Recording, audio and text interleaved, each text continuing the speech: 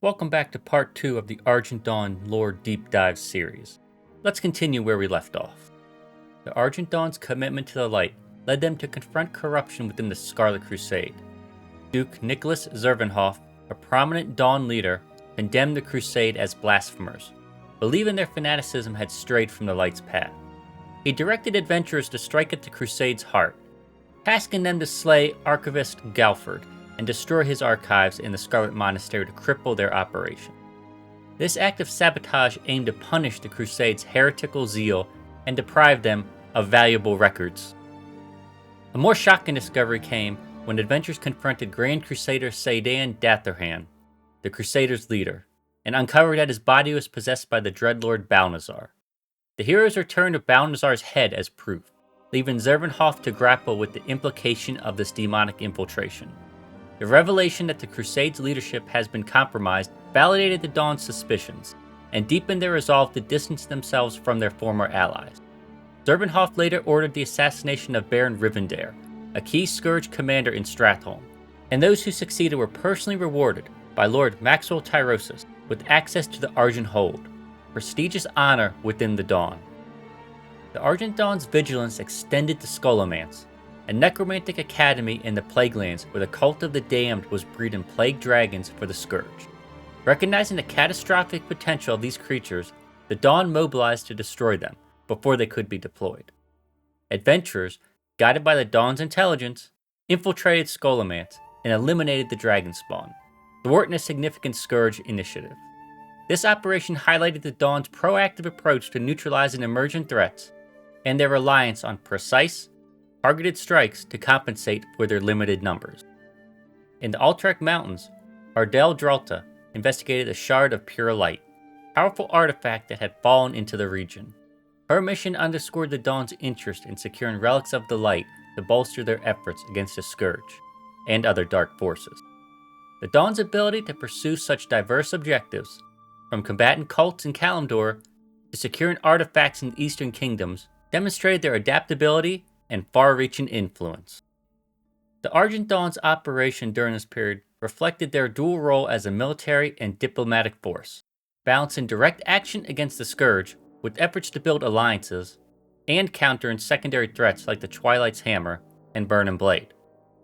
Their limited manpower, compared to the Scarlet Crusade's zealous ranks, forced them to rely on adventurers, strategic partnerships, and the Light's blessing to achieve their goals. The Dawn's neutrality allowed them to operate across faction lines, but it also exposed them to internal risks, such as Castilian's betrayal and external pressures, such as an uneasy alliance with the Crusade. Key events like the Siege of Sanguine, the Scourge invasion, and the assault on Naxxramas cemented the Dawn's reputation as a resilient and principled organization. Their discoveries, such as Balnazar's corruption of the Scarlet Crusade and the Cult of the Damned's experiments in Scholomance, shaped their strategies and reinforced their commitment to the light. The Dawn's legacy, marked by sacrifice and vigilance, laid the groundwork for their eventual transformation into the Argent Crusade, which would carry their mission forward with greater unity and strength in the face of the Lich King's wrath. The Burning Crusade. The reopening of the Dark Portal by the Demon Lord Kazak marked a critical moment in Azeroth's history, signaling a renewed invasion by the Burning Legion and threatened to destabilize the fragile balance of power in the world. The Argent Dawn, ever vigilant against existential threats, played a pivotal role in the initial defense of Azeroth during this crisis. Led by Agent Proudwell, the Dawn responded swiftly to Netherguard Keep's urgent call for aid, demonstrating their commitment to protecting Azeroth from demonic forces. The Dawn's rapid mobilization, their desperate stand in the Blasted Lands, and their coordination with adventurers to hold the line until Alliance and Horde reinforcements could arrive, shows their dedication to their beliefs and the mission. The Dark Portal, a massive interdimensional gateway in the Blasted Lands, connecting Azeroth to the shattered world of Outland, has been dormant since the end of the Second War. Its reopening by Lord Kazak, a high-ranking demon of the Burning Legion, unleashed a flood of demonic invaders intent on conquering Azeroth. The fortress at Netherguard Keep, maintained by the Alliance to monitor the portal, was the first line of defense against this incursion.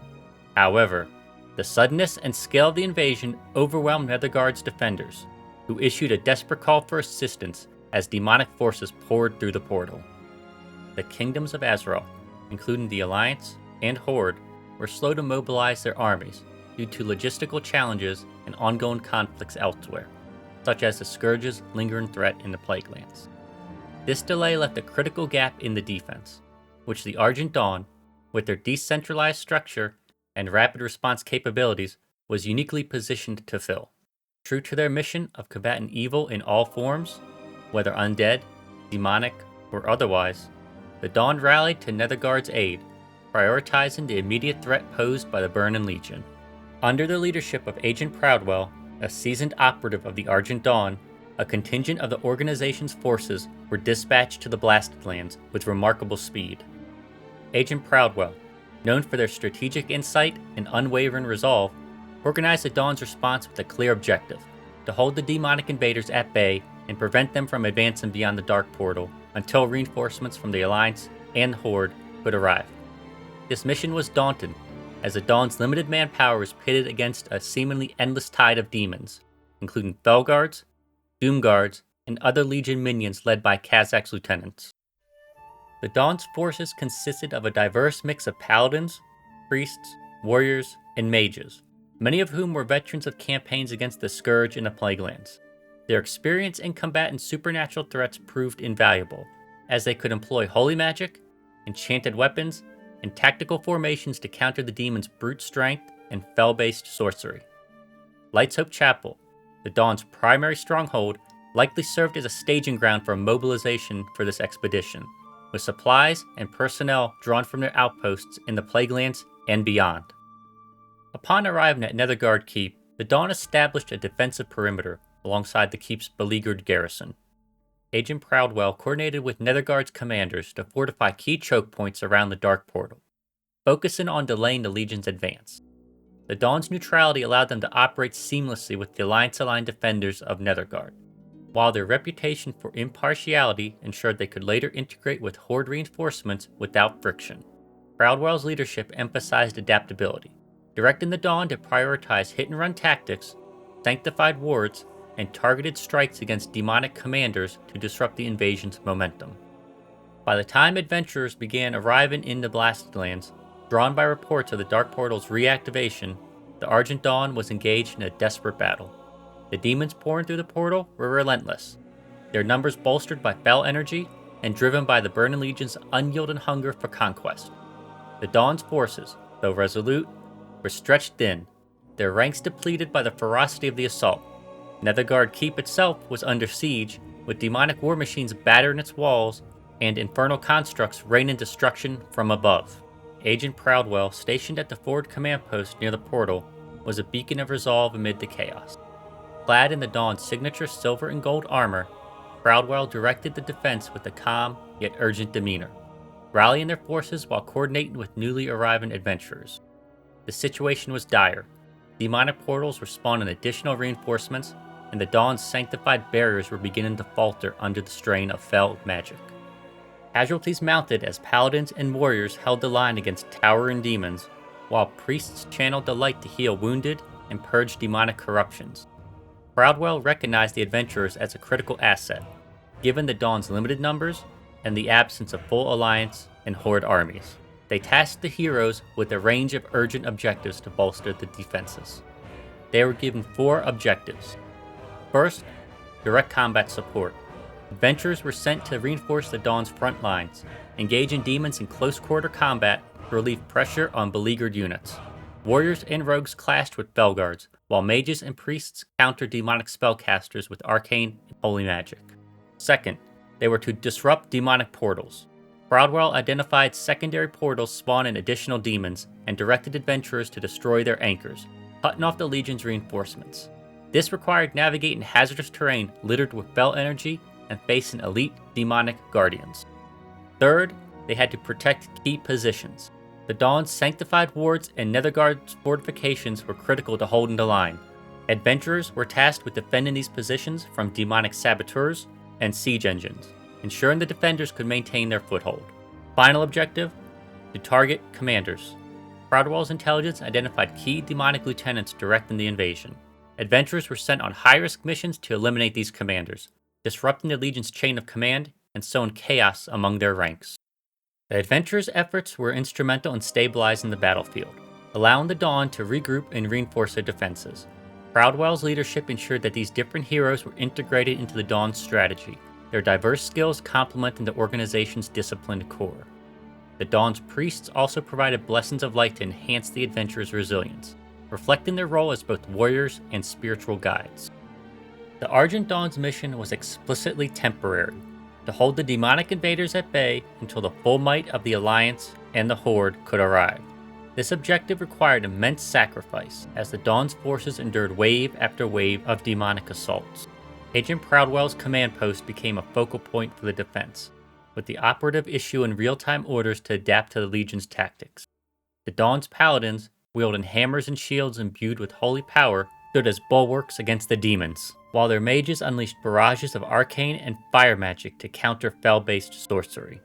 Battle's turning point came as the first Alliance and Horde reinforcements began to trickle into the Blasted Lands. Alliance forces from Stormwind and Ironforge, including knights and riflemen, bolstered Netherguard's defenses, while Horde warriors from Orgrimmar and Thunderbluff brought their ferocity to the fray. The Dawn's neutrality facilitated a seamless transition, as Proudwell coordinated with both factions to integrate their forces into the defense. The arrival of additional adventurers, drawn by the Dawn's call for aid, further tipped the scales, allowing the defenders to push back the demonic tide and secure the area around the Dark Portal. With the immediate threat contained, the Dawn's role shifted to supporting the establishment of permanent defenses. Alliance and Horde commanders established outposts near the portal, such as Honor Hold and Thrallmar, to prepare for expeditions into Outland. The Dawn, having fulfilled their initial mission, began to withdraw their main forces, though some operatives remained to assist with the ongoing war efforts and monitor demonic activity. Agent Proudwell's leadership was widely praised, with their ability to hold the line against overwhelming odds earning the Dawn renewed respect among Azeroth's defenders. The Argent Dawn's stand at the Dark Portal was a testament to their agility and commitment to Azeroth's defense. Unlike the Scourge, which the Dawn had primarily fought back in the Plaguelands, the Burning Legion represented a different kind of threat, one driven by demonic ambition rather than necromantic corruption. The Dawn's ability to adapt their tactics, leveraging holy magic against fel energy and coordinating with adventurers, showcased their versatility. Their rapid response also highlighted their decentralized structure, which allowed them to mobilize faster than the larger, more bureaucratic armies of the Alliance and Horde. Symbolically, the Dawn's defense of Netherguard Keep reinforced their role as a unifying force. By answering the call of an Alliance stronghold while maintaining their neutrality, they demonstrated their willingness to protect all of Azeroth, regardless of faction. This action strengthened their diplomatic ties with the Alliance and laid the groundwork for future cooperation with the Horde, who would later join the fight in the Blasted Lands. The Dawn's sacrifices, although costly, underscored their ethos of selflessness, as they risked annihilation to buy time for others. The battle at the Dark Portal marked a significant chapter in the Argent Dawn's history, showcasing their ability to confront threats beyond the Scourge. Agent Proudwell emerged as a heroic figure, their leadership embodying the Dawn's ideals of courage and pragmatism. The battle also highlighted the importance of adventurers in the Dawn's operation, as their contributions were critical to holding the line. The Dawn's success in delaying the Legion's advance paved the way for a broader campaign in Outland, where the Alliance and Horde, as well as other factions, would confront the Burning Legion's forces head-on. In the aftermath, the Dawn likely redirected their forces to their primary mission in the Plaguelands, though their involvement in the Blasted Lands enhanced their reputation as a reliable and impartial ally. The experience gained fighting demons would prove valuable in later conflicts, particularly as the Burning Legion's influence grew in subsequent invasions. The Dawn's stand at the Dark Portal also foreshadowed their eventual evolution into the Argent Crusade, which would take on even greater responsibilities in the war against the Lich King and beyond. The Argent Dawn's defense of Netherguard Keep during the reopening of the Dark Portal was a defining moment that showcased their rapid response, strategic coordination, and unwavering commitment to Azeroth's survival. Led by Agent Proudwell, they had held the line against the Burning Legion's onslaught, buying critical time for reinforcements and cementing their legacy as Guardians of the Light in the face of overwhelming darkness. Legends. The Journey. The attempt to retake Anderhall from the Scourge, led by the ambitious nobleman Maddox around the time of the invasion of Outland, is a significant but tragic episode in the Argent Dawn's history. This ill-fated campaign was marred by overconfidence, strategic miscalculations, and adaptability seen in the Scourge, underscores the challenges the Argent Dawn faced in combating the undead while relying on external allies and limited resources. Maddox's motivations, the Argent Dawn's reluctance to get involved, the strategic planning led by Halsand, the disastrous battle, and the broader implications for the Dawn's operations in the Plaguelands account for one of the darker times in the Argent Dawn's history. Anderhall, once a thriving human city in the Western Plaguelands, had become a Scourge stronghold following the Third War. Its strategic importance as a hub for grain distribution and a symbol of Lordran's lost glory made it a prime target for reclamation efforts. However, the city was heavily fortified by the Scourge, with undead forces entrenched in its ruins and necromancers weaving dark magic to maintain their grip. The reopening of the Dark Portal and the subsequent invasion of Outland diverted much of Azeroth's attention and resources, leaving the Plaguelands' ongoing struggle against the Scourge underfunded and understaffed. During this period, the Argent Dawn was stretched thin, maintaining outposts like Chillwind Camp and Light's Hope Chapel, while supporting broader efforts, such as their defense at the Dark Portal. The Dawn's limited manpower and resources made a large-scale offensive against Scourge strongholds like Anderhall risky, requiring careful coordination and overwhelming force to succeed. It was in this context that Maddox, a nobleman driven by personal ambition, sought to reclaim Anderhall, leveraging the Dawn's expertise and his own wealth to assemble a fighting force. Maddox, a nobleman of unspecified origin, was motivated by a mix of personal glory, territorial ambition, and possibly a desire to restore a semblance of order to the Plaguelands. His vision of retaking Anderhall likely stemmed from its historical significance and potential as a power base, though his motives may have also included reclaiming lost family lands or establishing a legacy in a region ravaged by war. Unlike the Argent Dawn, which fought for unselfish reasons rooted in the Light's tenets, Maddox's campaign was driven by self-interest, a factor that would contribute to its ultimate failure.